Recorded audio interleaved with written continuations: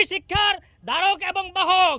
কিন্তু আজকে আমরা দেখতে পাচ্ছি এই সরকারি মাদ্রাসা আলিয়াকে বিভিন্ন দিক থেকে চক্রান্ত করা হচ্ছে।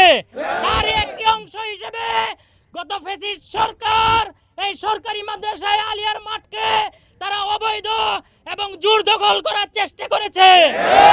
আপনারা জানেন আমাদের যে পিলখানা হত্যাকাণ্ড হয়েছিল তার সুষ্ঠু বিচার সুবিধার্থে এই সরকারি মাদ্রাসা আলিয়ার কাছে আইন মন্ত্রণালয় এবং স্বরাষ্ট্র মন্ত্রণালয় এখানে তারা একটা দাবি নিয়ে আসছিল যে এখানে যেহেতু পুরাতন কেন্দ্রীয় কারাগার, আমাদের বিচার এবং সুষ্ঠু বিচার করার জন্য আপনাদের মাঠের একাংশ আমাদের অস্থায়ীভাবে একটা আদালত ভবন নির্মাণের প্রয়োজন।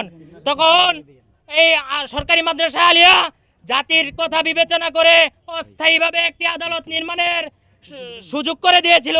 কিন্তু এই সুযোগ মাত্র অল্প কয়েকদিনের ছিল, 5 বছরের জন্য, যেটা 16 সাল পর্যন্ত মেয়াদ ছিল। কিন্তু পরবর্তীতে এটা মামলা দীর্ঘায়িত হওয়ার কারণে 18 সালে এসে বিডিআর বিদ্রোহ পিলখানা হত্যাকাণ্ডের যে মামলার কার্যক্রম সার্বিকভাবে শেষ হয়ে যায়।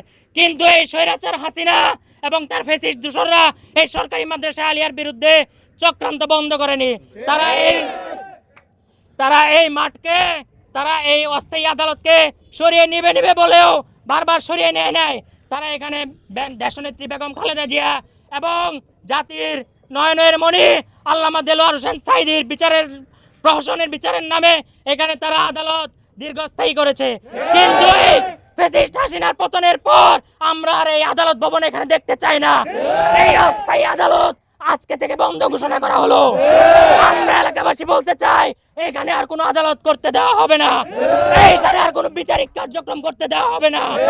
যেই আসুক, আমরা ছাত্র সমাজ এবং এলাকাবাসীদেরকে নিয়ে এই অস্থায়ী আদালত প্রতিহত করবো ইনশাল্লাহ।